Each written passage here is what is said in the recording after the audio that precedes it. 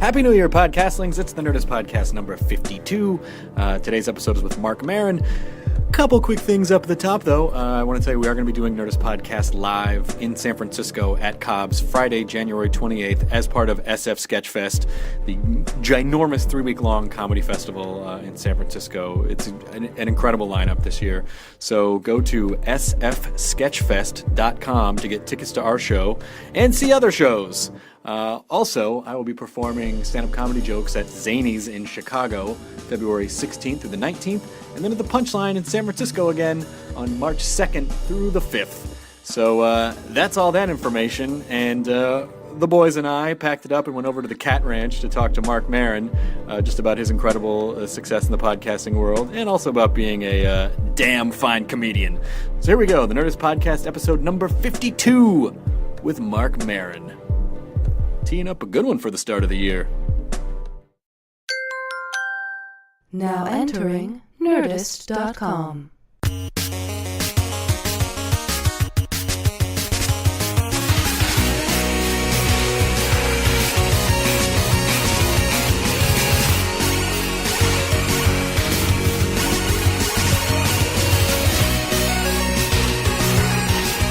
All right, Are we recording? your show, buddy. Oh my God. I love this. We are actually recording. This is the Nerdist Podcast. Chris Hardwick, Jonah Ray, Matt Myra.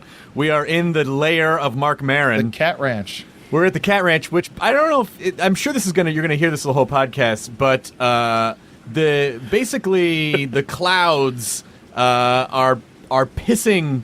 The likes of which I have not seen in Los Angeles. Not in a long time. I feel like the ceiling's just going to start crumbling like oatmeal into our lap. I don't know if you can... No. Are you turning the rain up, Mark? That's what it sounds like in my headphones. Mark, turn the rain up. I took to my mixer. There was thunder? We never get thunder in Los Angeles. Did you hear thunder? Yeah, I heard we were thunder. walking up. See, And maybe Wow. I know people complain about it. They're like, you pussies, it's like 50 below here in Minnesota. And I'm like, listen, LA is not built for rain. The streets are concave. They collect water. People Yep. don't know. Nothing works. Nothing works. And people drive like People don't know how to drive. But it doesn't matter. Marc Maron, I'm thrilled that you're finally on my podcast. I did your podcast probably a year ago. Yeah, we did. You did a live one, and I wanted to have you on for a long one, but I haven't. It's nothing personal. I understand. I know how it works. Well, no, sometimes I think like, well, Chris Hardwick, I like Chris Hardwick. What am I going to talk to him about for an hour? And then I think, oh, Chris Hardwick's doing okay on his own. I always have this idea about you that he's doing all right. He doesn't need to talk to me. Oh, I love talking to you, though. I enjoy the camaraderie. I'm really trying to focus, Chris. You got to understand, I've got 2 Bulgarian electricians in my house that have every light fixture in my house gutted. There are wires hanging everywhere. My cats are horrified. I just put the one cat that lives outside back outside so we won't kill the other cats. I have no idea where he's hanging out, so I feel guilty about that. I don't know if I can trust them. Al Madrigal just had to drop off a dimmer switch that these guys are going to install, and there's no end to the rain. I'm trying to keep it together, Chris. Now, when did Al Madrigal start delivering hardware to people? Well, Al Madrigal's my neighbor, along with Maria Bamford and Bam Bam. Yeah, a couple other people. And Madrigal, of course, I told him that I had this electrical problem and that I had the Bulgarians over, and he said, "Oh, dude, you always got to check with me about workers. I got guys that'll work for good quality and cheap." I'm like, that's not going to help me now, Al. So They're already here. they're in my house and they've taken most of it apart. Yeah, I mean, because we agree. I had said, we could record this at my house. We could record it with G4. And you said, hey, I've never had this many people on my setup at once. Why don't you come over here and I'll try it out and see how it works? I didn't realize I'd be dealing with so many obstacles, i.e. the second great flood, Bulgarians in my home. The things I was sitting at home last night and the lights just surged. Like it was a feeling like I think my house had an aneurysm. That's the only comparison I can make. Like if I had an aneurysm, I would picture my brain would go, yeah, and then everything would shut down. And then your house smells like toast. That's right. I smelled the toasty smell, and I called the 24-hour electrician, and she said she was going to page a guy who never called me. Of course. And then I went into a mild panic, and then I realized, Chris, I'm an adult. These things happen to people. This is not I don't live in a shack. Right. I'm not starving. No. I think if my smoke alarms work, I should be able to sleep. I understand, but I'm going to go out on a limb here because I feel like we are a part of the fraternity of obsessively minded people, and when shit starts getting chaotic around your home, it is unsettling. Yeah, unsettling, and also it's very hard for me to not think that it indicates everything in my life. That is somehow that this is just the arcing of a wave. Just an extension. Because if one thing goes wrong, I can just change my lens just a little bit, and sure enough, everything is going wrong. I do the same thing. Somehow I make everyone's weather about me. Somehow, like of course this is happening to me. Well, it's happening to everybody. Right? Yeah. A friend of yours calls in. It's like a horrible story about my father that I've told before, but and this is a sad indication of what I come from. He calls me one day, and his wife's name is Rosie, and he says to me. He sounded sad. I said, "What's the matter, Dad?" And it's not unusual for him to be sad. He goes, "Well, we just found out Rosie's got breast cancer." And I said, "That's horrible. I'm sorry to hear that." And then my dad says, "Yeah, I know. I got bad luck." So it's sort of an extreme and a sad indication of something, but nonetheless, it's like when someone else. It's very hard not to see shit going down in the world, and not personalize it. I'm trying not to, but there are a lot of things going wrong right now, Chris. Do you have brothers and sisters? I have a little brother. You do have a little brother. Yeah, he took the brunt of it. Oh, he did. He did the best he could with me. As many of you know who have known me for years, it's no easy task. Oh, I'm sorry about that. That's okay.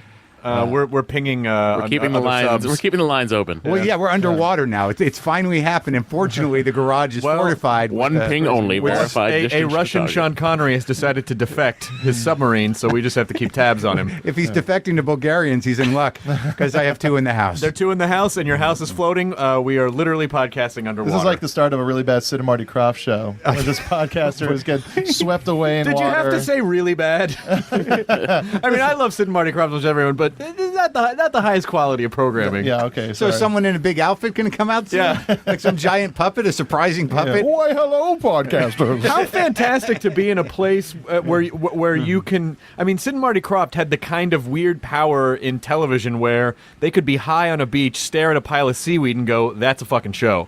And then it became a show. That was and give him a name like Sigmund. Right, and then it would become anthropomorphized yes, and lovable. That lovable pile of seaweed. I worked on a cartoon once where the guy who ran it would want to anthropomorphize everything. Yeah. And I always said, I was like, I got an idea for one of the cartoon episodes. We'll have an anthropomorphized nothing. Yeah. So it's just like a blank space with eyes, arms, and legs, but with eyes, arms, and legs. He's like, that doesn't make sense. Hasn't that been done, though? I feel like that's been done. Just the eyes, the floating eyes. That's true. Yeah, but usually it's after someone takes invisible cream and puts it, put it on. Yep. And then puts a black hole on a wall and jumps right through it. Yeah, but then the other guy just hits the wall. Of course. You don't want to get that on your eyes. The antagonist will hit the wall. The protagonist gets to jump right through. I call that personal physics.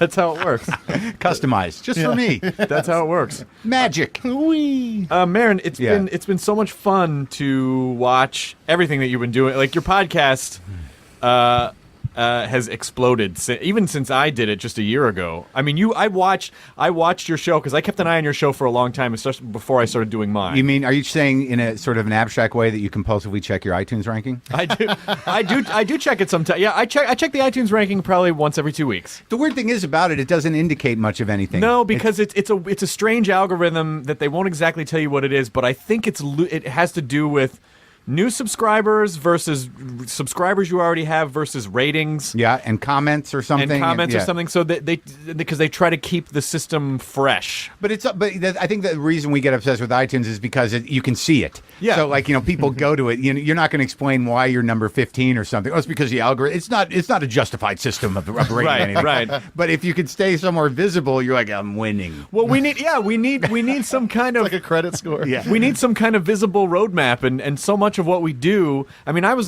someone who always wanted to I want to build I always love those montages of guy builds a thing, someone accidentally sees it, then it becomes a product, then they build a factory, then it's a company, and then you can't really do that with art. When you're doing stand-up, it's because you're the product, so it's very difficult to see that. Oh yeah, and to get that perspective, and so we have to take these weird little landmarks wherever we can get them, and that's that fucking rating system. Yeah, and as a comic, all you're seeing is that same arc of you getting old. Exactly. You'd like to see the industry growing around you, but all you see is oh fuck, is Is that gray temples? I got gray temples now. How do I sell that? That didn't used to.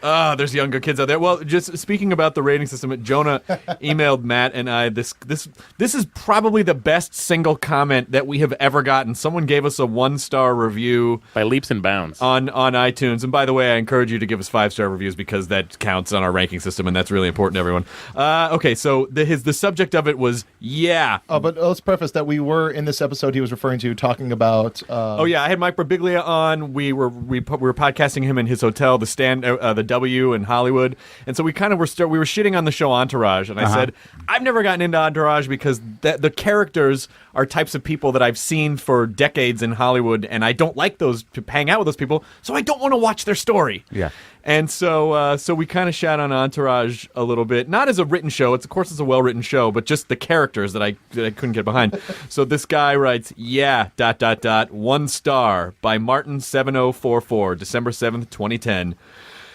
This is how I assume. It's just yeah. I got no. I don't know how he talks, but this is how I read this in my head. This is how I heard him.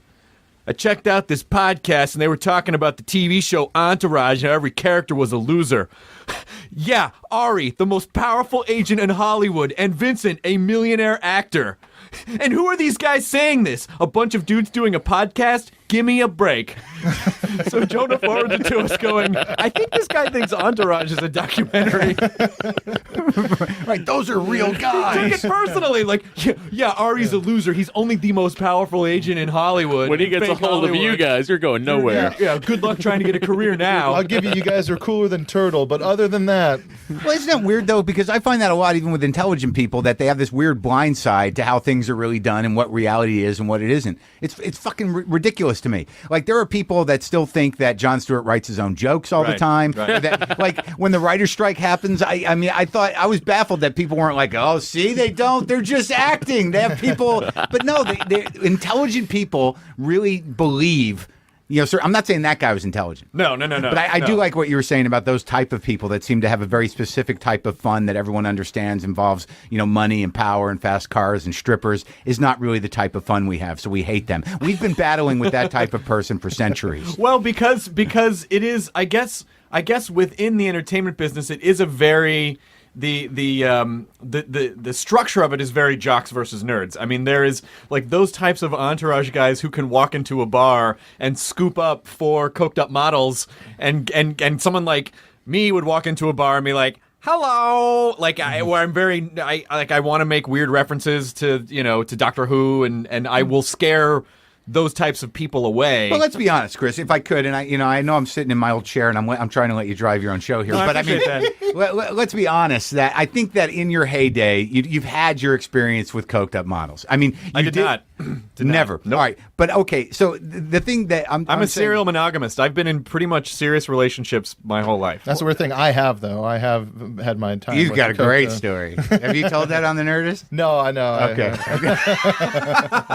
All right. Well, you can keep that a secret as long as you want, Jonah. I'm not gonna. Just you, me, and the improv lab. That's all that. Ah, Jesus. Jonah's heart is like inside. He has an inner rock and roll motherfucker. Oh yeah, There's definitely like, and I know you do too, Chris. Nah. I've heard you sing Zeppelin. I mean, come on. That means Monogamy's one thing. But I mean, I've seen you fucking sing Zeppelin, and also what I'm saying is that if they just went to the next day, is that all that glory of coked up models and running around in nightclubs, the morning after is always ugly. You don't know when the coked up model is going to leave. You don't know if she's going to live through the night. You don't know. There's a lot of things that you don't know if the steroid shot you drove into her heart's going to get a That's beating right. again. Exactly. So all this enchantment is based on pure horseshit. I mean, I don't really understand how people idealize this kind of stuff because You lived it, right? Yeah, but I was, I'm not necessarily a nerd, but I'm socially awkward at heart, and so whatever I lived, I unfortunately what I'm noticing in my life is I like people that like me, and that's not always the best policy. I think that you should fight a little bit and try to charm, you have to go after some things. Sure. So my experience with Coke and everything else and all that rock and roll living was I saw all that stuff going on, and I was hanging around with people that did it, but I never felt like I was really part of it. I didn't have much game. Okay. So it wasn't, I wasn't living the life. I like what you just said about you have to fight a little bit to get those relationships. Who is someone that who was someone that you saw and you're like, I want that guy to like be friends with me? Who? Oh shit, dude! I mean, people that we know. You mean? I mean, it's always been the way with me. I'm doing a lot of reading on my own psychological sickness lately. I recently went through a breakup of my own device. That I really I'm sad that I had to do it. It was just that I realized that my problems, I somehow or another since the divorce, I thought over the last 3 or 4 years that I magically became not angry anymore and well adjusted. Right. Like I have this thought, there's this part of my brain that thinks like, hey, maybe I could understand chemistry now, even though I got a fucking F in it in high school. That like I'm older now, it should be easy, but none of that shit happens. I think but from my perspective, and I hope this isn't insulting because it's not like you and I talk every day, so I maybe I don't know what I'm talking about. I feel like you have come a tremendous. Oh yeah, definitely. The last 10 years. But the question about when I was younger, and I think what evolved into my sort of aggressive personality that alienated a lot of people was that I'm the kind of guy like I need one friend, and that's a tough job to be my one friend. It's a very demanding job, and it's draining. Quite bring honestly, out dimmer switches in the rain. Sure, yeah, that's just a neighbor's job. Imagine his friend's job. But the thing is like Dave Cross is a great example. When we were starting out, and he was like he was always pretty cool and goofy and funny, but he was also pretty sociable and seemed to have a lot of friends. Like I wanted nothing more than to be Dave Cross's friend. Back in. Like, it must have been 89, 88, 89. And I'd met him in college, and I wanted to be his friend. And I felt like I worked really hard to be Dave Cross's friend, and he eventually let me. And it worked out pretty well. But all these people that have these experiences with me, they all see me as this really kind of like aggressive, angry, needy person. And I'm always like, but we were such good friends. And then I realized in retrospect, it's like, I had no choice. you were basically stalking me. You strong-armed me into friendship. I was emotionally coerced by your insanity. But you were the only person, I know I said this on your podcast, but it was a long time ago. You were the only person who could attack someone and then disarm them at the same time because you would say something horrible and then reveal a horrible insecurity of your own. You go, oh, you think what you're doing up there is good? Fucking get a life. I only say that because I'm insecure and I didn't get hugged a lot when I was a kid. You're like, I don't know how to feel now. Yeah, so I don't know how to feel. So you're saying I'm sort of like an emotional rapist. Well, in a way, because it's all about power. You would manage to go in and attack, and then then get the counterattack. You would take control of that too. Yeah, you punch someone in the face and go, help me. Exactly. It was gorgeous. Yeah. Well, I'm doing a lot of reading about that now, Chris, and I'm starting to understand myself a little better now. If I can maybe these Bulgarians can rewire my fucking brain while they're here, because that would be helpful. It's possible. Although the gift that many comedians have is that you become so hyper aware of everything and every little thought, every little feeling, every nerve impulse that it becomes difficult to discern like what's normal, what's abnormal, like what you just normally have but you didn't pay attention to before, so you don't know if it's right. Here's an indicator. Here's a couple indicators. They're not laughing, or she's crying. So those are two very red flags of not normal, or at least not doing it. It's worse when it's all at the same time, though. When everyone's laughing. Yeah. It's like the audio, or worse and better. The real horror show is like, hey, they're all laughing, but she's crying, and I'm the one with the mic. That happened in Bloomington, Indiana. Oh, the Comedy Attic? Less than a year ago. You were at the Comedy Attic? I was. I enjoyed the Comedy Attic. It's great. It's a good town. He's a good guy. I have to remind myself to get in touch about that fucking hotel. I'm not staying at that hotel again. Oh, that one that's out on that weird highway? I never felt more unsafe. In a hotel in my life, aside from, I'd also sort of met a slightly crazy person that I, of course, befriended. But there was that hotel. It's like out in the middle of nowhere, and it's a cottage hotel. Yeah, where you get a key to a little house, like a townhouse, right? Kind of thing. But there's no security. The keys are like these ancient punch hole keys. I just never felt more unsafe in a situation. I need to stay at the fucking Hilton in town. I'll tell you, it's worth it to. I mean, even now when I go on the road. even if I end up paying out of pocket, I will pay to stay in a nicer hotel because it is so fucking worth it to me. Oh, dude, it's like that was one of those monumental sad things where like I was at that hotel and I didn't have a car and it's you're not close to any fucking coffee shop and I didn't go shopping to to have my little stash of shit in the fridge and I wanted a coffee in the morning and all they had was like Swiss Miss cocoa packets and some packaged coffee. So I'm like, all right, so I'm going to make a mocha with this. So I'm sitting there like some sort of ridiculous road chemist, trying to make a mocha that'll get me up enough to enjoy my day. And it was tragic in a way. And you almost become a pioneer. I better trudge out to the coffee well, bring in more. I'll be back in 4 hours. Oh, the things that I try to manufacture to replace ice cream, it's sort of sad. I'm in there, like I make my own flavored yogurt. I'm not proud of this, but like I've gotten to this point where I know what I like. I'm fairly specific, and if I can manufacture something that is as close to buying shit, like I get this Trader Joe's plain non-fat yogurt. I put stevia in it, and I put either vanilla flavoring or almond flavoring, and this is really fucking. It's not even nerdy. It's just bizarre. When I was a kid in New Jersey, very young, at my grandma's house, I really loved Dannon coffee yogurt. They made a coffee flavored yogurt, and now I've taken my chemistry to create my own coffee yogurt. I went to Sur La Table, which I have that part of my life because I have a SodaStream seltzer maker, and I bought coffee flavoring, and I think I've mastered the coffee yogurt. And I'm not saying I deserve any sort of fanfare, but I'm satisfied, and I just wanted to share that. I'm a little embarrassed. So, I think you would be doing your fans a great service if you would post the recipe online. I think people would love to enjoy Marc Maron's coffee flavored Here's yogurt. how I make non-fat yogurt. I take plain yogurt, usually Trader Joe's or anything that's non-fat completely, and I sweeten it with stevia, which is this weird root that I'm sure. I hope that in the long haul it's not bad for me. I know aspartame is bad. Aspartame's bad. People say that stevia is the really organic, healthy people say stevia is the new way to go. Right, but if you get pure stevia, it's very powerful. It's like blow. You got to. It's like you better do a taste test. You got to cut it. You cut it or don't kill yourself. Just do a small hit, and then I take flavoring and I mix it into the yogurt, and that's how I make non-fat yogurt. That's and I of course am, and I know about this stuff. I come from a family of eating disorders, so there you go. There's a new one. There's a new fake sweetener I saw a commercial for. I can't remember what it was called, but it's supposed to be the Splenda replacement. Splenda, I heard, causes anal leakage. So that is not something. I know that it's important to look thin, but how important is it? And all of it's bad. Like that's the thing. Like I drink a lot of Cherry Coke Zero. That's my favorite soda right now. Yeah. And I know just like in a few, but I drink it a lot because I know nobody has figured out why it gives you cancer. So you're just trying to stay ahead of the cancer curve. Yeah, I exactly. think Diet Cherry Coke's better than Cherry Coke Zero. Well, the aspartame thing, there's a sort of like a borderline conspiracy theory about aspartame causing similar symptoms to MS and causing memory loss, that there are certain people that have a allergic reaction to aspartame, and then that's traced back to Donald Rumsfeld, who was at Searle Pharmaceutical at the time that they invented aspartame, and he pushed it through, so somehow it's tied to 9/11. I mean, it's a big conspiracy. And it all goes to Dr. Halliburton. Xavier could handle this.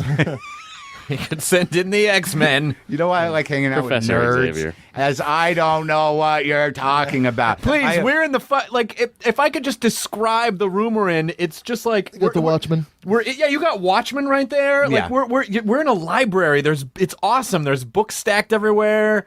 I mean, look, I see a book of Ape Men, which I assume is some sort of book about the development of hominids. I stole that from the Creation Museum. No, that's a book. Did you really? Yeah. You stole it from the Creation. Why? Yeah, I did. When you open it, does it say like "Thanks, Lord"? Well, it's basically trying to prove that any association between men and apes is ridiculous. It's basically trying to prove that the ape man idea is false. And I stole it from the. Well, you shouldn't have to pay for that. I know, right? The bargain table. Yeah, it's fucking a book of lies. Yeah. So I should have it for free.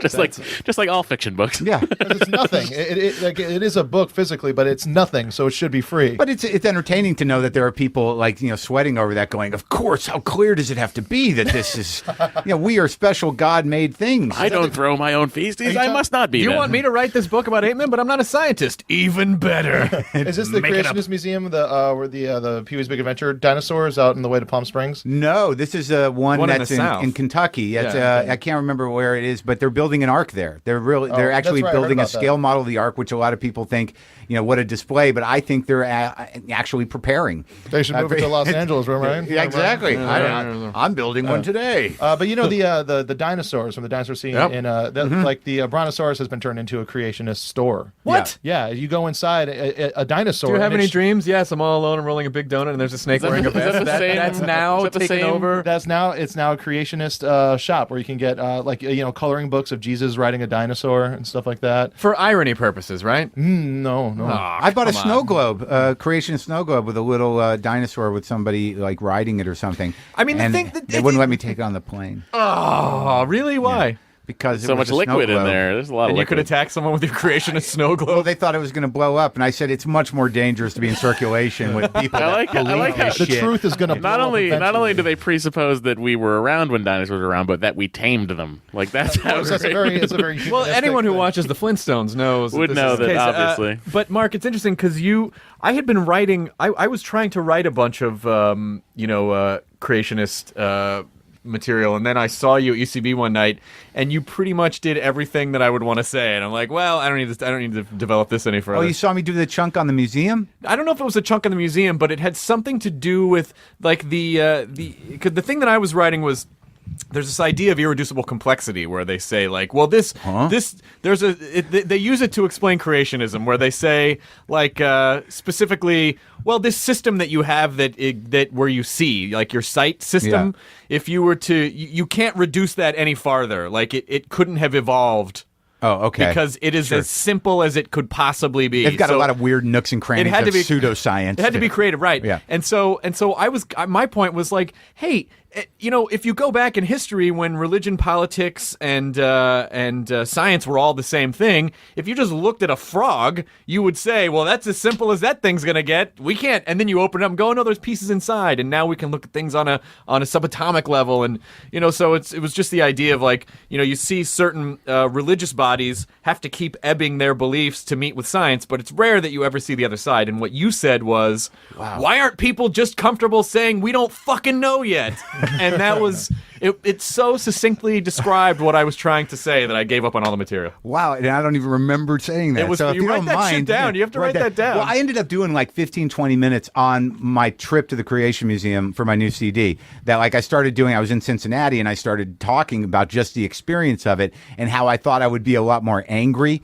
But really, I was so amazed at how much money and how amazing the museum was that I really wasn't angry, but I was like gloriously embarrassed for our country, but somehow proud because I knew that this couldn't happen anywhere else. Were you performing at the Funny Bone? And I was working at I was in Cincinnati at Go Bananas. oh, okay, all right. Which was great. I had a great time there. It's been fun to go on the road and actually, people come out to see me specifically. Isn't that a joy? After 25 years, yeah, it's a bit of a is it joy. interesting? Is it interesting to you that because I find that the podcast brings more people to live shows than all of the TV stuff I've ever done put together. Yeah, well, I mean, like you, but not so much. I mean, I think you were actually more popular than me in your specific job on TV at different points in your career. But, it was hard for me because there was this idea I had after doing as much comedy on TV, Conan's and Premium Blends, or not Premium Blends, but Comedy Central Presents, HBO specials, that after 20 years of really not building an audience, that I had this idea that it was only because that America had decided that the jury was in, no Maron, that there was some sort of thought out there that not only was it, I wasn't... Foreman, have you reached a verdict? Exactly, and the verdict was What do in. you think? Yeah. What do you think? And the truth of the matter is, you don't. If anyone could manufacture that lightning in a bottle that causes someone to take off or not take off, who knows how it happens or why the kids like something or why anybody pops through into the collective unconscious or the collective consciousness. That, I was pretty beaten down by it. But the interesting thing about this is I'm doing it in my garage, my podcast. This is your podcast. And I have no control over who gets. I don't know really who's going to get it. But I do know that the people that are coming out know me. Right. It's not about my comedy. Like a lot of times they're like, yeah, I heard some of that stuff. You talked about it before. And they start asking you about like, well, did you ever how's the cats? So that the dialogue is like they're literally hanging out with a guy they listen to once or twice a week. So the dynamic is different. It's not just about we want to see your comedy. Like afterwards, they bring me gifts. I get boxes. I get cakes. A lot of people bring me very peculiar things. It's great, and I think one of the reasons, and I mean I don't mean to get slobbery, but one of the reasons why you're one of my favorite performers is because you managed to do a thing which I still feel like I'm maybe 10 years away from, which is you managed to put your persona, like you're an open book on stage. You are as much who you really are on stage than really almost any other performer I can think of. Well, I wouldn't say. I would try to tell you I discourage you from taking 10 years to try to get to that place, because ultimately there's a dynamic that people expect at a show, and that's he's the performer. So some of that, because of the way I've gone at it, is lost. Like I have no real respect for a fourth wall, and I do obviously have bits that I do, but there's not much distance between me. I've always envied people that have a persona. I'm like, when is mine going to show up? When is my persona going to show up? Because in my mind, and I realize it more now because of the reading I'm doing, that all I've really been trying to do is be myself in all areas of my life, and that's what I do on stage. So for me, the whole journey was not about how do I become some sort of weird amplification of my own insanity, so I feel safe within it. How do I build a clown that works? Because the problem with the way I do it is that every fucking show is emotionally draining. Like I don't have any sense of autopilot. If I'm on autopilot, like if I feel myself for whatever reason detaching from my audience, I literally say, God damn it, I don't want to do this joke anymore. I got to get into the present. So if that's part of my act and people go, I love when Maron does that, it's like, well, that's just Maron trying to fucking emotionally get present and risk being drained by the end of the show. So it's a very exhausting way to work. More disciplined performers who build an act and have a persona that they can write for, might actually, after a show feel elated as opposed to a protective wall between their material and themselves. Right. As opposed to get off stage going, I can't believe I told them that. I don't fucking know them. Like as if it's not going to get back to somebody. I'll do shows where I say shit where I'm like, I literally have to say, could you guys not tweet that? Because I'm still involved in that situation. It's ridiculous. Well, you managed to. I saw you have a really good set at the Laugh Factory one night, which holy shit, I hardly ever worked there. Exactly, and the reason being is because it is a place where big personas prevail. Yeah. And when you were on stage, you were just sitting on a stool, just talking about yourself, but it was working with them, and it was so incredible to me because I'm like, wow. This is if I felt like I saw more of this working at the Laugh Factory, I would probably want to perform more there. Well, it's very tricky with that because I know now, and I didn't know for years, the limitations of the way I do comedy, which is that, and I was a guy that started, 15 years into my career was very aggressive. I had that sort of first joke that I knew would pop it open, and then I'd stay in that, and and I was strutting around the stage and sweating and smoking and yelling. I was a big persona, but I started to feel very trapped in it, and I realized I'm posturing. So the trick of performing like the way I perform now, it's almost like I like to get on stage sometimes and just literally be like, oh, fuck, I don't know. And then all of a sudden people are paying, you have to get them to pay attention in a different way than they've had, whoever went before you or whatever 10 acts they've shown. That's the frightening risk of doing it the way I do it, is that I have to turn the channel. And not just with energy, like sometimes you try to jump into someone else's energy and like, oh, I'm just going to stay at the pace that you guys are used to, and here we go. Or when they bring you up to music, like, ka-doom, doom, pa, and you're like, well, I can't even fucking follow the segue music. And like, so what I've been doing now is literally be as confused and disjointed as possible in the first few minutes, just so they'll listen differently. Mm-hmm. So that's been a trick, and I learned that lesson early on when I was and I didn't abide by it, but when I was first starting out in Boston, I was at Nick's Comedy Shop, and it must have been like 89, 88, and they gave me a 5-minute guest spot right after Dennis Leary. And Dennis Leary, in his heyday, whether he did well or not, was going to just blow the room open because of his manic intensity in his pace. So like he gets off, and I tried to jump right into that, and I bombs, and I just felt a vacuum. It wasn't even that they weren't enjoying me; it was like they were taking something from my soul. There was a vacuum to the silence, and I realized that you can't really do that. A couple of things you should never do as a comic is try to jump on the groove of the guy before you, or take a shot at him as he goes out, just to get your first laugh. And I've done that before, and I think we've all all done that. You know, like you get up and like, I guess Maron is just and of course that was Patton doing it or Jimmy Pardo. But the. Oh no, sir! Oh no, sir!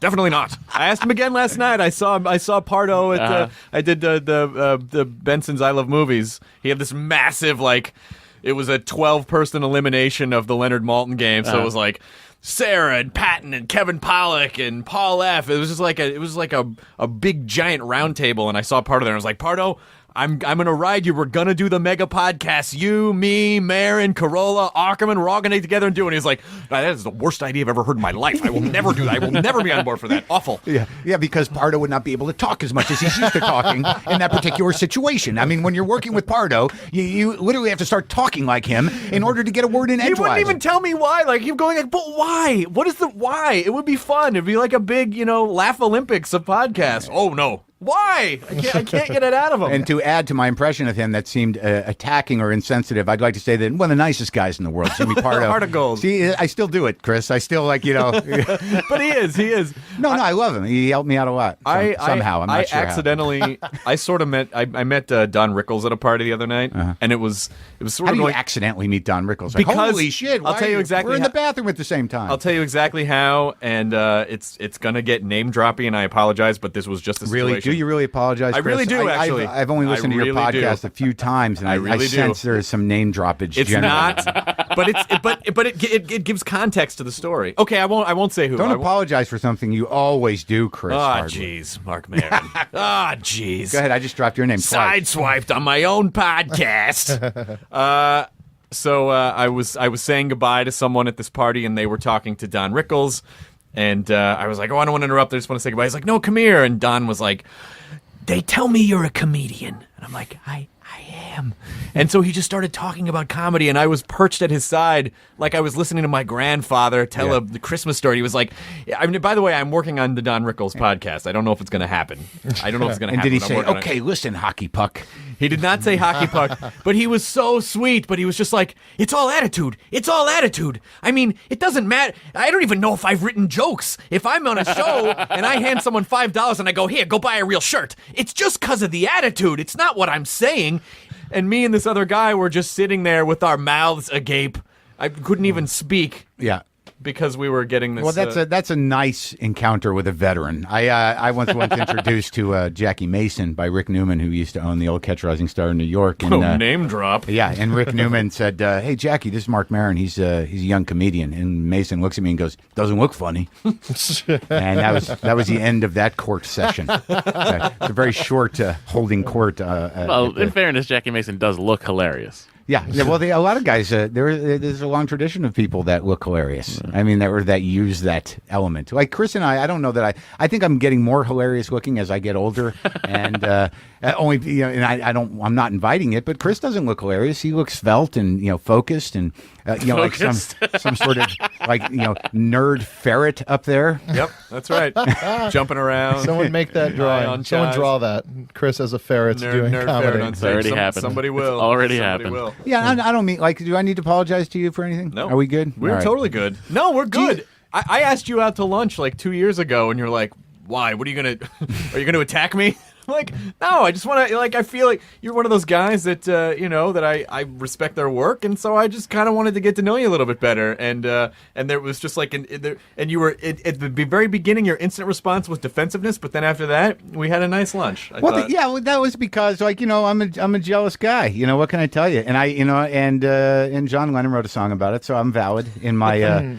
But I think that at some point, like I always decided that you were one of those guys that was always doing well, and anybody who I assume is always doing well, I take issue with. But then there was that period there where you're sort of chubby and sweaty and you were the person that I came to.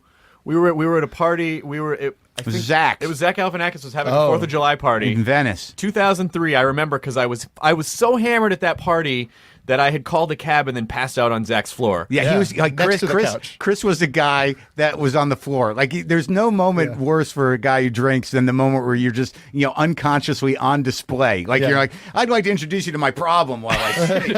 while I'm in your way, you have to step over my problem. That was the best part because you were right next to the couch. you were there? Yeah, I was there. And you were right next to the couch. And so Almost made it. And Zach had to wake me up and go, your cab's here. And it was one of those, where am I? Like that. I didn't know where it was. But I think, an hour or so before that, that's when I really started to sense, like, this lifestyle is maybe not working for me. I mean, I was going up on stage and just, like, blanking. I couldn't, like, any presupposition of, alcohol, like, being fucked up frees your mind on stage, it completely emptied my mind.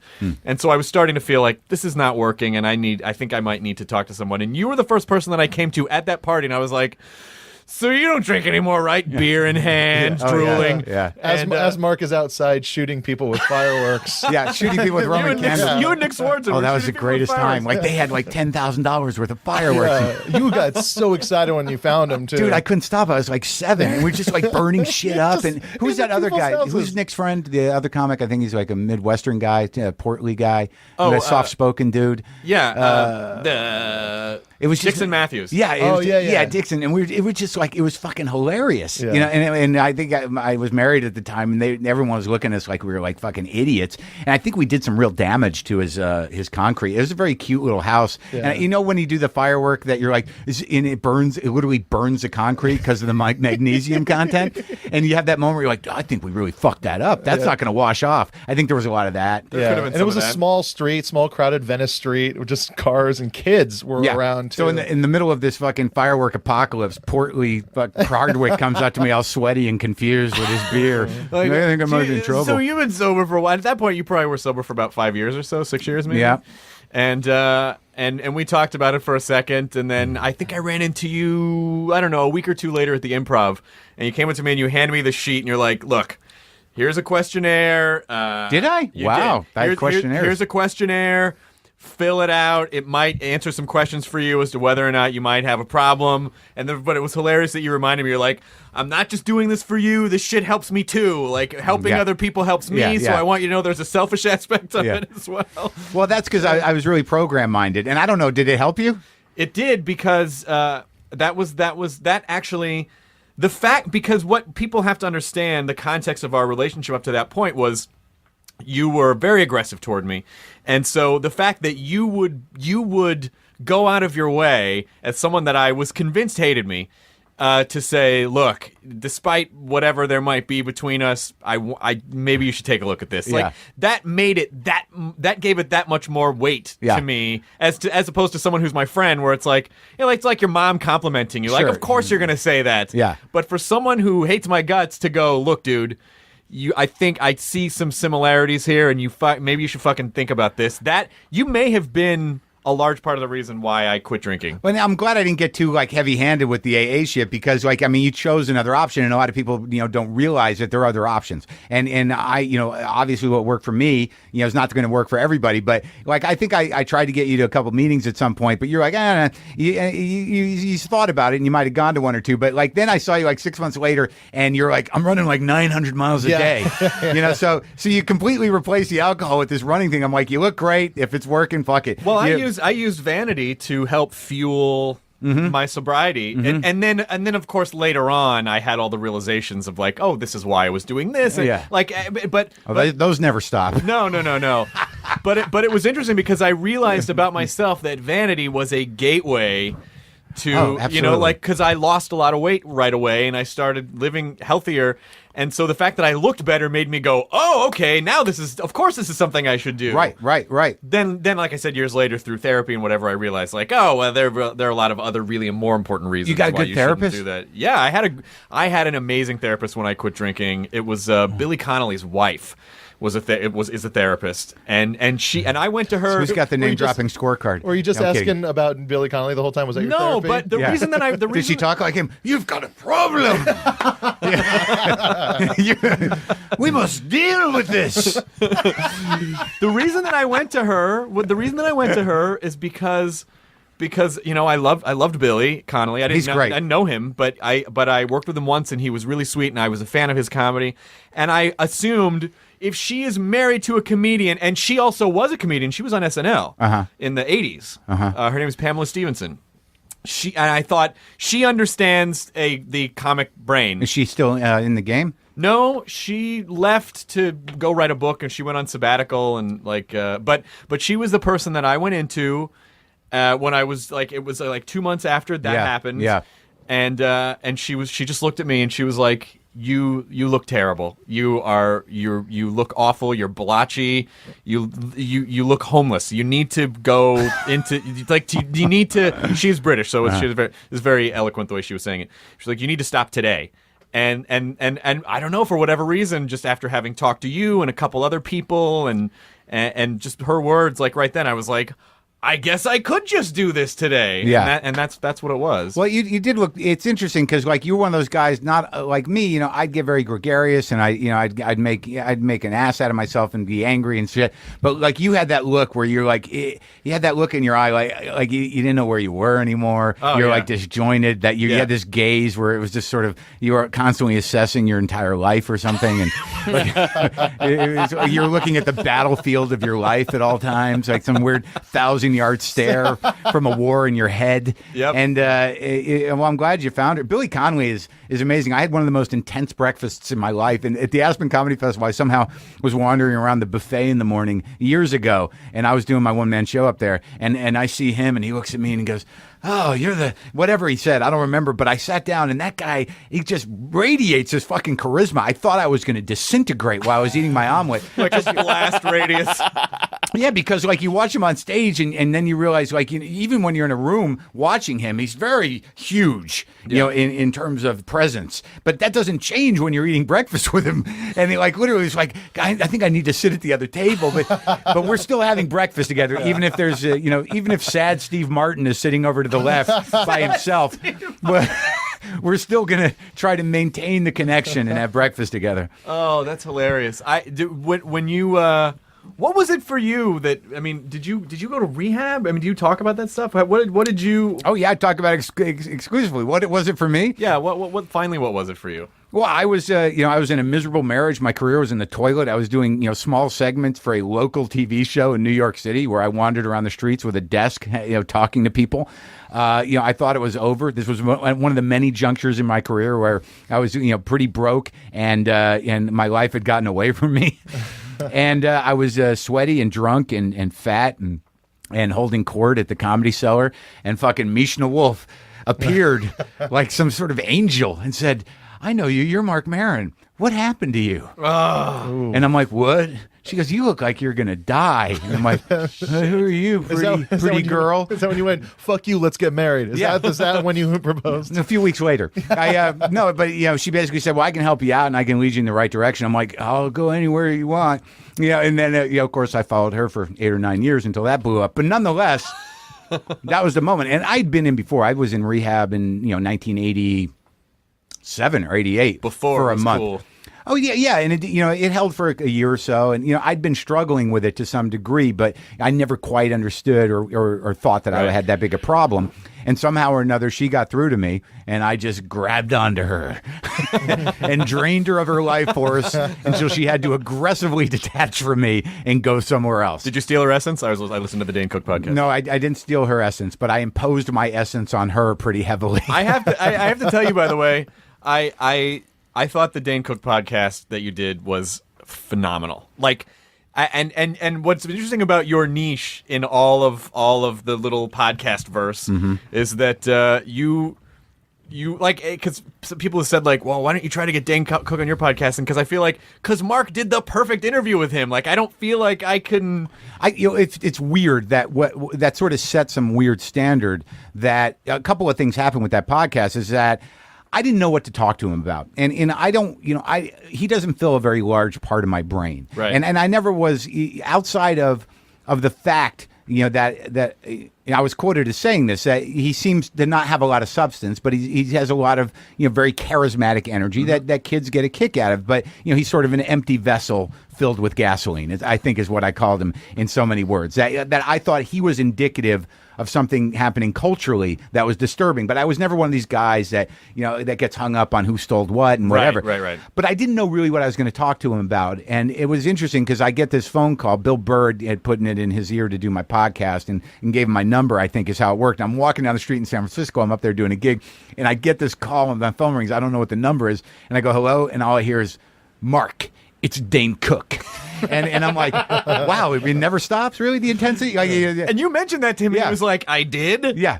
Well, the thing was, I think he listened. Like, he does his homework. He's a fairly political guy. He's very aware of his image and what he wants out of things.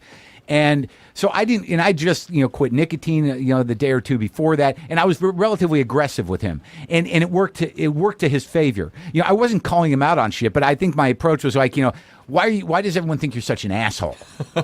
And I just asked the questions I thought people would want to hear. And also that I was curious about, but also I was trying to find something beneath this thing. But he was very diplomatic and I was an asshole. And what ended up happening was that, and this happens with a lot of podcasts, despite how much you hate the person I'm talking to, or whatever you think of Carlos Mencia or Robin Williams or Dane or any of these people, Ben Stiller, it doesn't matter, that what happened because of my attitude was that, I never really liked Dane Cook or even gave a shit, but you were a dick, and I thought he did all right. He humanized him. That's exactly the word I was going to use. You humanize these people that have become these caricatures. Right.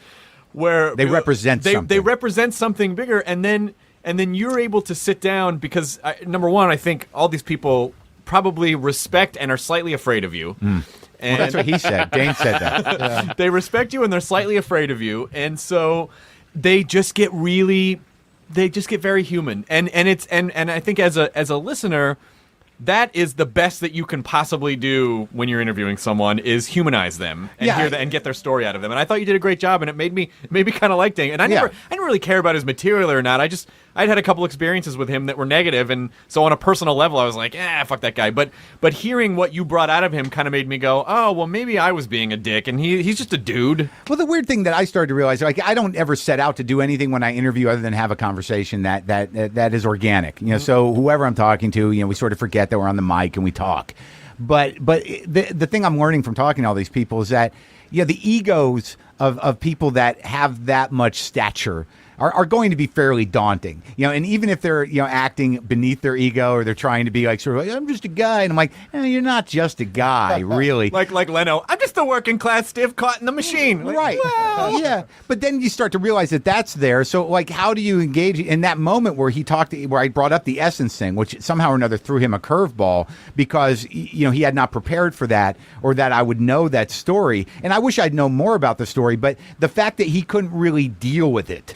But you were hammering him with that so hard. You said it like 15 times. You were like, but did you steal my essence? Yeah, and he was like, all right. I mean, I don't know. Right. Well, but the thing is what was interesting in that moment was he couldn't muster up a sense of humor about himself in that moment. And every time I brought it up, he did not. He would not muster up I did say that, or because he was probably, it's an embarrassing thing to have someone hear you say, because it's just one of those things that of a million things that you say in a day, some stuff that comes out of your mouth is going to be just no, sound but ridiculous. I understood the idea of essence. Yeah. And I call it drive shaft. Yeah. And it just was just interesting to me that the reason I kept hitting him with it was really touchy, and it wasn't like it was that sordid or that weird or that controversial a moment, but he clearly said it, and he had intention of it, and just characterizing him as this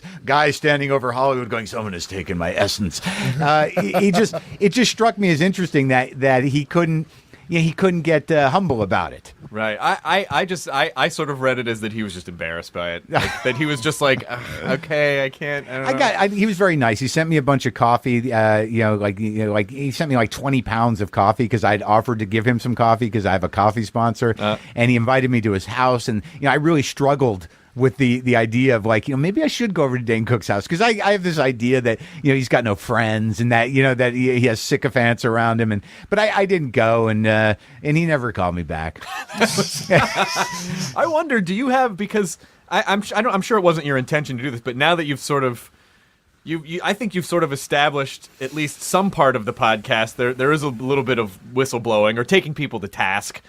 Do you find that some of your listeners are more aggressive? Like some of your fans are a little more aggressive than you would prefer? Like if people come up to you at shows and like, yeah, and I went up to this one dude and I told him to fuck himself in the face, and you're like, okay, that's not what I'm trying to get across here. Well, a lot more of what happens in my listeners is I get a lot of people that email me that they thought they were crazy and they no longer think they're crazy. Okay. That like somehow I speak to the inner workings of a brain. That my belief in terms of my monologues and stuff is that most of people's energy goes into just getting by, and getting by in their relationship, getting by in their job, passing, keeping their shit together. So they can't really honor the kind of existentially desperate monologue that goes on in all our heads. So I sort of share that. So I get a lot of emails of people like, I thought I was losing my mind, and thank God you're out there. You've really helped me through this shit. I thought I was alone. So I get a lot of that stuff, which is very rewarding. And actually, the guy in Bloomington, my people are a lot like me in some of them anyways. Like I sold pretty good tickets up there in Bloomington, and Jared comes up to me after the weekend and says, you did really well with ticket sales, but I've never sold more single tickets. So.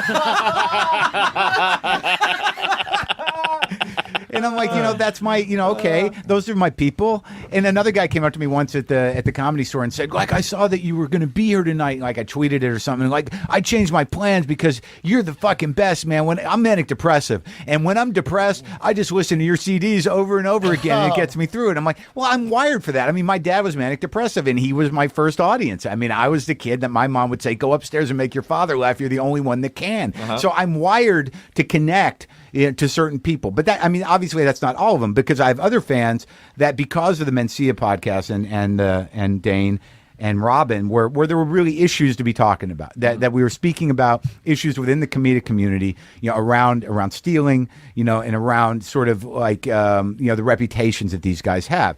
And I dealt with that. And then I have someone like Ben Stiller in, and then you get a couple of guys who are like, I think you went pretty easy on Stiller. I'm like, it's not 60 Minutes. Yeah, exactly. I'm talking to entertainers. I mean, there was no indictment of Stiller. Oh my God, I got that. And when we first started doing the podcast, people were like, you sure kiss your guest's ass a lot. Why don't you fuck? And I'm like, what? But they're my friends. Why would I bring them on and try to make them feel bad? We're just having a conversation. Well, there's a delicate line with that stuff, because like in the circle that you run in, which I think is a little loftier than the one I run in, just because you have more friends in the larger. I don't know what circle do I run in. No, I just mean that you have a lot more. I think real friends who are visible in show business. Maybe. So I feel like a loner. You want me to pull up the fucking your episodes? So like. All right, so okay, Mr. Loner. Can we give John Hamm a buzz? I bet you have his number on your phone. But anyways, or maybe yes, we can call John Hamm. Let's get Rob Zombie on. I'll patch him in. All right. All right. Now, but all I'm saying is that because of that, and I had this issue when with Adam Sandler once, is that as comedians, depending what kind of comedy you do, if you're going to be a cultural critic, that the indicators of culture that show business represents is most of it in America. So at some point, you're going to be in a position to attack a guy right, and you're going to have to sit there and sort of deliberate over that. Like, how do I want to be, make, and this is something like, when you look at someone like Andy Kindler, it's all he does. And because of that, not only is he one of the best comics in the world, but he's a relative pariah. Right. So we're all conscious of that. So I think when people say you're kissing someone's ass, it's only because, there's a politeness element that we maintain in some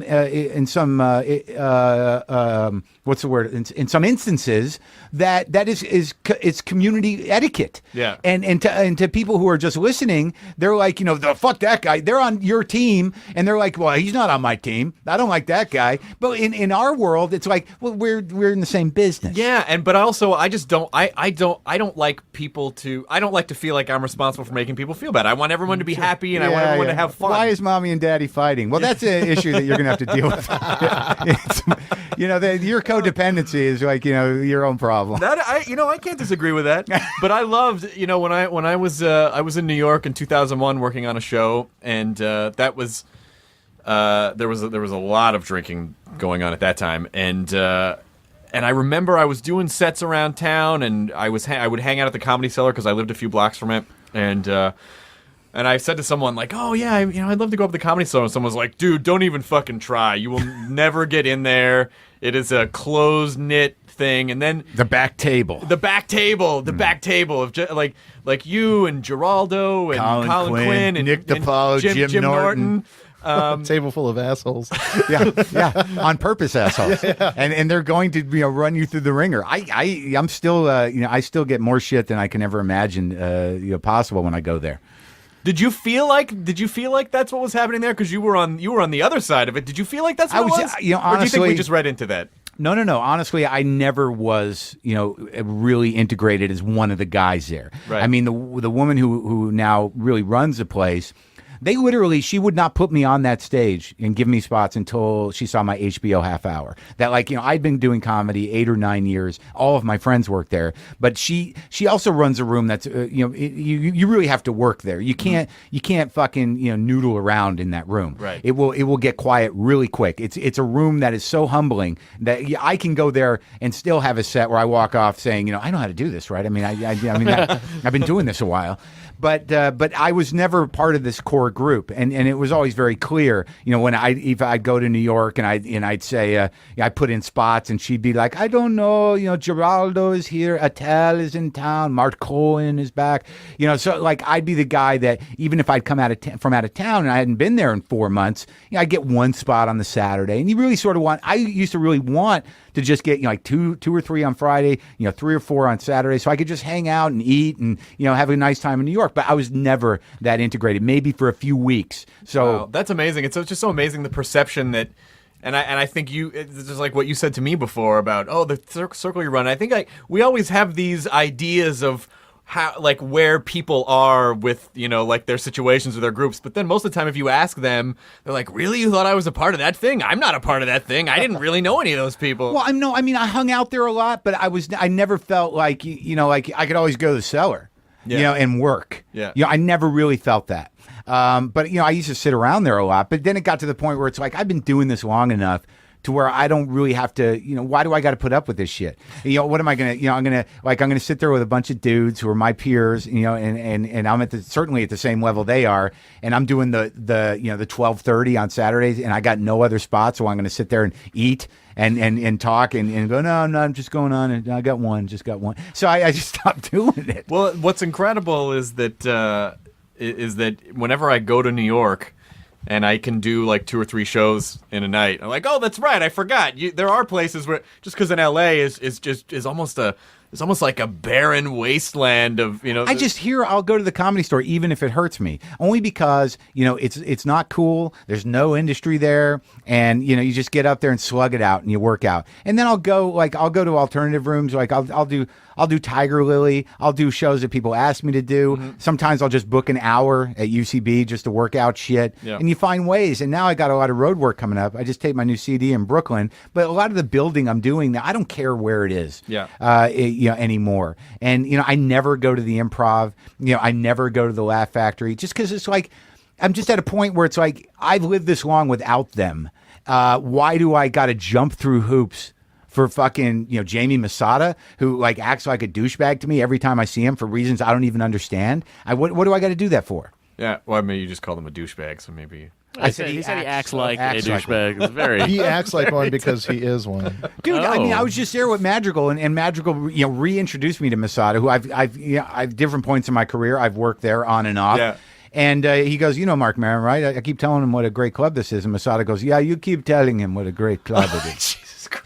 So, maybe it'll come true. That's clearly acting like, I didn't say that. I chose to say here on a podcast that he'll never listen to that he acted like a douchebag. And I think clearly that indicates acting like a douchebag. Which is fine, because I think the last time I went up to the Laugh Factory, once a year, I'll go, maybe it wasn't as bad as I remember. And I'll go up and just and have a set that just feels like I'm trying to walk through a swamp with ankle weights on. Well, yeah, but see what you just said. Walking through a swamp with ankle weights on is good training. So, like on some level, Well, let me tell you why. When you hear the last time what always happens is I end up going up. Like the last time I went up it was Dom Herrera was doing a show. Yeah, Thunder in fucking Los Angeles. God damn it. Dom Herrera was It'd be supposed amazing if this slid down the hill while we're in it. we'd get it. As long just hold the equipment Yeah, to just make so sure we that you get it. catch Yeah, it all. yeah, yeah. They'd podcast it to the very end. Yeah. Do you guys get it?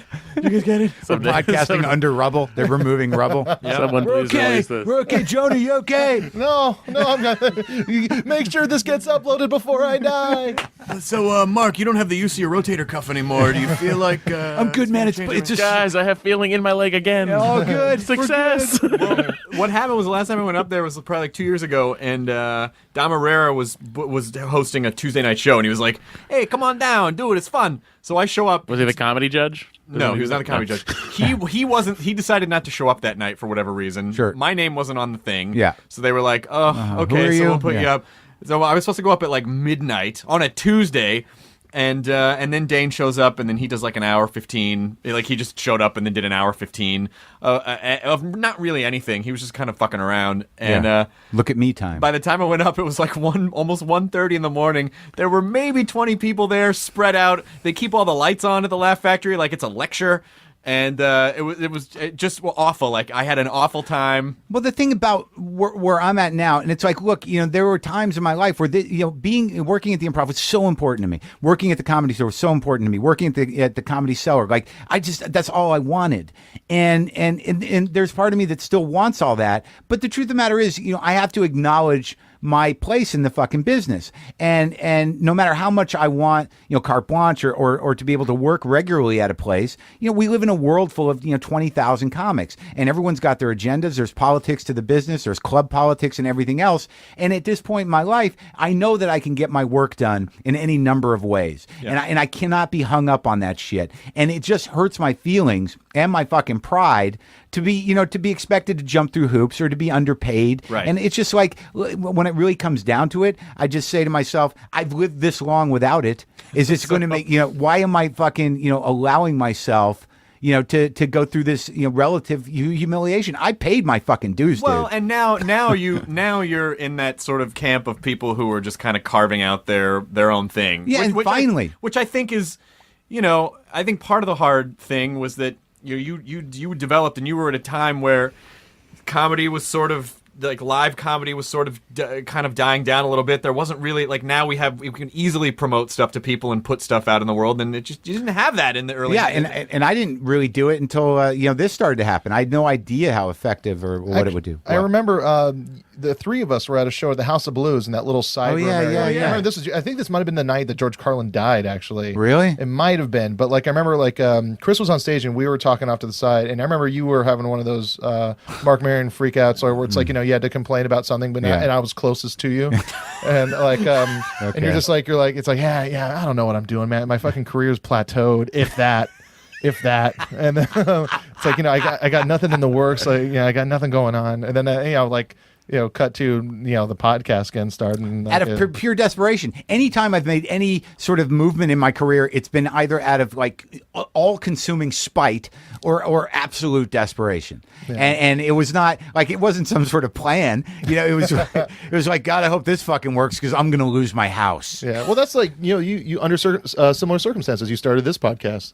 Yeah, you were just at a place where you're like, fuck it, I just want to do my own thing. Yeah, exactly. And it's been one of the best things I think I've ever done because it's fun and I like it, and people. And you found your place. It's the weirdest thing is that, like, even if I started when I did, I'd never fit in ever. I was always this sort of like, oh, Maron does that thing he does. Yeah, so I was never an easy fit. And I never understood that comedy was a business. I just, I expected, like, I just need to go up there and be seen and, express my philosophy of life and everything will unfold. I never thought it was important to be part of a group of comics or have relationships with people on the other side of the business. Or learn how to be a marketer. Or a marketer or have good relationships with club owners or respect respect the staff. I was completely self-involved, and it's a gift. I mean, like, I don't know what would have happened if my podcast, hadn't, if people hadn't liked it. I don't know where I would be, or how I would feel. But I do know that I've put in the time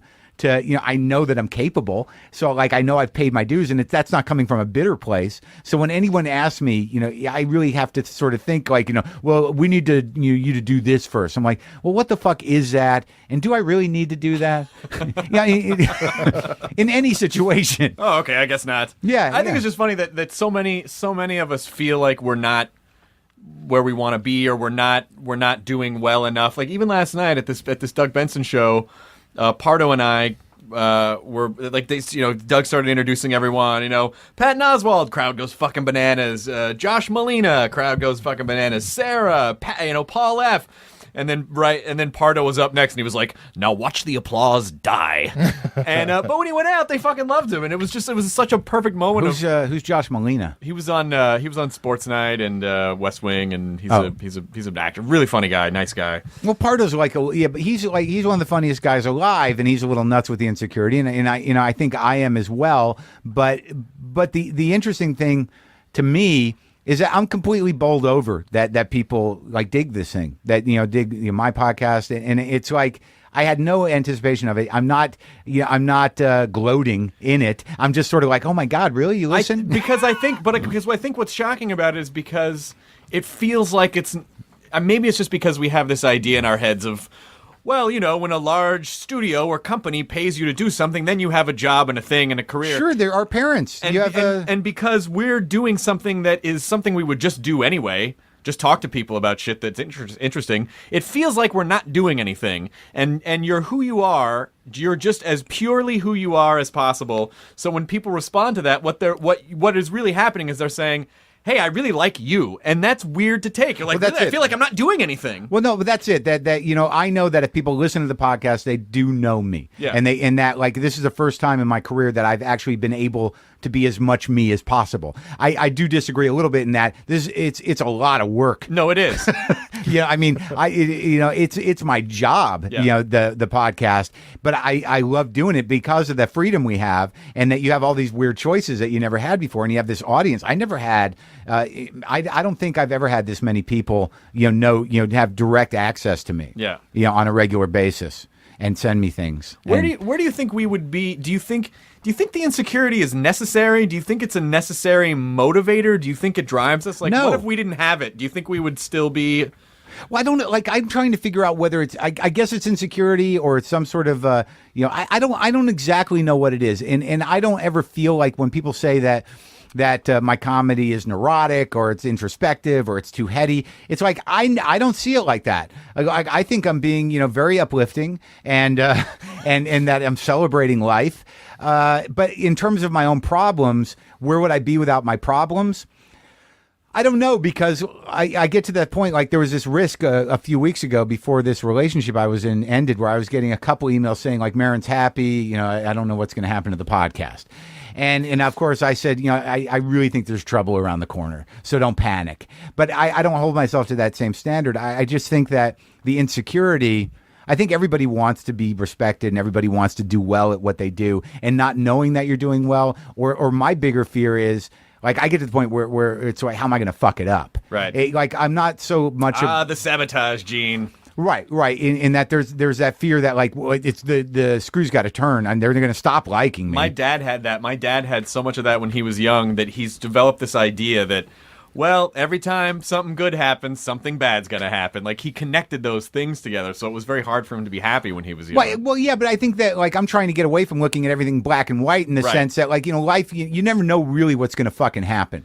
And a lot of times, like, it's very easy to get, to get, the insecurity reveals itself where you start looking at comments and doing this, and then, somebody says something, that a troll says something that obviously they know you well enough to trigger a sense of insecurity, and then I got to, talk to a friend who I respect and go, did I really just... and they're like, no, dude, he's just fucking with you. But it's kind of true, right? Like, there's some part of me that wants to feel that kind of, like, to feel that anger of, like, fuck you. I've been, and I just have to make choices around that shit and not respect my instincts. Well, you can be in a room of you can be in a room of 400 people are laughing, and you see one guy in the fourth row who has his arms crossed. Yeah, and you're problem? Like, what's that guy problem? But you What's know that what? guy's problem? Well, you think it's with you, but they could, like, who knows, their cat could have died that day. Like 90% of the time, what they're doing is they're not paying attention because whatever their fucking life or whatever, burning house that they just walked out of to come to your show Right. is still, prominent in their head. Yeah. And then you always risk the fact it's like, why are you sitting there like that? Well, my mom died. I'm like, oh, fuck, I had to talk to the audience, So But a little bit in your head Stay as a home. comic, you think you're like it's like no matter what happened to that guy today, I should be good enough to make that guy laugh. Right, so still. then you choose to talk to them, and Yeah. then you choose to engage the troll. You choose to do all these things. It's really out of your control. But if you can get a room full of people to laugh at his pain publicly, then you've really achieved something great. That means you're a great Yeah, comic. yeah, because I always think, and I always had you in mind when I thought about this, because I would say, I used to, and I think I said this on your podcast last time too, where I said, I think good comics relate to the audience well, but great comics can force the audience to relate to them, and I think you said, it's not about forcing anyone to do anything. Was your response? Well, the thing is like what I start to realize is that in my as I get more vulnerable on stage, is that the best that can happen is you become sort of a group mind. Like I don't like I'm not looking to get high on laughter. I'm looking to be heard and seen and feel that connection that we have. Yeah. And an indicator is obviously laughter, but sometimes with my shows, like I get a weird sense of warmth, and then if an audience member starts talking to me, I don't have any problem talking to them because in that moment, you're going to be more vulnerable than you're going to be in anything that you're just generating in your head. So, a lot of times when I get off stage, the best moment is when I think somebody said something in the room. Like a lot of times I'll hear things, which is fucked up. Like, did somebody just say that I'm an asshole? And then it's always like, I'll write it out for like 20 minutes and I'll get off stage and it's like, no, that dude was talking to the waitress and he was asking for a drink called an asshole. And then I just did 20 minutes, as if I'd been called an asshole. Oh, good thing he didn't order Get Off the Stage, Marc Maron. Well, it's yeah, a great drink, though. Well, that's on some menus at comedy clubs. Yeah. Yeah, it's a little bit of vermouth and Cigarette ashes. so is a picture of Bill Hicks there? Where? Is that Hicks? No, that's my first promo shot. Are you serious? Because of the glasses, your face is mostly covered up. Yeah, that was when I was doing a John Lennon thing with the sort of I got my hand glasses on my head and my real glasses and my sunglasses. That was my very first sort of comedy shot. Are you? Ari Shaffir wrote something the other day on Twitter. He was like, "Be honest, people. Has Bill Hicks ever really made you laugh?" Oh, yeah. And I wrote back and I was like, "Yes, of course he has." He wrote the joke about why he was. I think it was on Revelations or something, where he talked about why he dated a 19-year-old girl, where he referred to her vagina as a wisp of cotton candy above a paper cut. Yeah. And then when you flip her over, her something about her the bunny? of Was her, it yeah, like her butt, like winking like a rabbit's nostril. Yeah. Which was one of the most brilliant descriptions. Yeah. That No, of course I said not. to them, where do you? Just out of curiosity, where do you think he would be had he not died? Like in terms of with this whole digital revolution. And Oh no, I think he would have had the audience he deserved, and I think he would have he would have done what he did, which is shine a lot of light on the hypocrisies and also he was a guy that really could eloquently speak truth to power in a very vicious, beautiful way, and I think that he would have just continued to build that. I think that he would have been one of the only people alive that could really assess and take on in a lyrical, eloquent way how we were all being fucked Right. by the powers that be. I mean, it's a shame what happened to him because because he died he was too young, but that his voice was sort of it was a real life force. It was like a sort of a force in nature, and it's sad. Even if you didn't laugh at him, that he had that great capability to make you completely shift your perception of something. And I think that is the real sign of a great satirist or a comic is that, hey, I never thought of that like that. And holy fuck, that makes sense. And like, he had the capacity to blow minds. And I think that, that's lacking. I mean, what people think is mind blowing is that how did that cat get across the pool with those shoes? Or whatever. So YouTube. yeah, exactly. That he was a mind blower, and and he was a fucking brain raper, and that's good. Well, I think also you have to contextualize what he was doing with the era that he was doing it in. Like he was the complete antithesis to the whole like comedy boom, like all those. Yeah, but the thing is that like his type of voice, or when people say, people who do what you do, like not that I do what Hicks does, but there's a certain path in comedy that only a few people will take because ultimately it's not the fast path. It's not rewarding. You may not become a star, but you have to honor your voice and your heart. And so, like, whether or not, comedy was whatever it was at that time, no matter what time, Hicks would have appeared on the scene, he was going to be difficult for a lot of people. But I think because of what you're saying, because of the ability to find your audience and to utilize self-promotion, it would have been a lot bigger. But, he was, an iconoclast. Well, yeah, and I think, but what I think what does put you guys in the same boat is that there's a difference between, like, I catch myself all the time, like, how do I write a zinger on the end of this bit, which is an entirely different approach to comedy, which is how am I going to go up and talk about things that are real and true, which is different. Yeah, but Hicks was Hicks was great at writing zingers, and in a way, in his way, that he was great at turning a phrase. I think you can see some of his, like, he had a style of lyricism that you still, Patton's got a little bit of that in the way that you take words and you kind of build words into like some sort of Rabelaisian explosion, just this lyrical thing. But I think Hicks was a very articulate and meticulous writer. So I think you're giving yourself short shrift on that. And in that that more so than me, I'll certainly fly by the seat of my pants more often than I will compose something because I'm so like I need things to be so immediate. But I think he definitely wrote the fuck out of stuff. Yeah. Well, we're about at the end of our hour. Actually, we're about an hour 15, which is perfect. Okay. Perfect amount of time. So is that how do we? Is there a theme song or anything that we sing? We say something about enjoy your burrito at the end of each podcast. Did you just kind of say it? I think maybe I did. You bring burritos? No, we didn't bring burritos. It's a metaphor. We had burritos before we came here. We did not enjoy them. You didn't enjoy them? No. That Senor Fish isn't as good as the other ones. You should go. You got to go to Cacao up on Colorado. Cacao Mexicatessen. Oh yeah, you guys are literally going to enjoy your burritos. Thanks for having me. I am so thrilled that that we were able to get you on, and thanks for letting us use your equipment. And honestly, if you ever have a fallout last minute, I will absolutely. No. We'll do it, dude. We'll do it. We'll do it.